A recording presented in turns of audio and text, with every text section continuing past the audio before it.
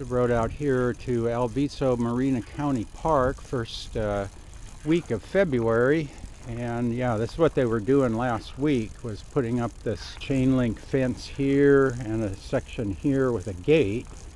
And you can see how they've put down a layer of gravel. They've got like some fabric and then the gravel over the pavers that they put in here. So I guess they're getting ready to start hauling dirt out here again, and that way they can just close off this trail entrance here. I don't see any signs up, so it looks like it's still open, but they had all this stuff here before and then they took it all out. Now they're putting it all back up again.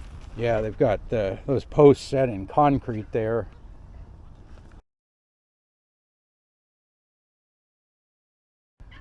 But yeah, I figured I'd come out here and check it again. So yeah, I'll probably take off and do a ride around here again. I don't know how long it's going to be open. That's the situation out here. It's still open, but looks like they're getting ready to do some work. So I'll keep checking every week and see what the situation is. I don't know when they're going to start hauling dirt again, but yeah, we'll see what the story is. But yeah, for now they've got a new fence up here.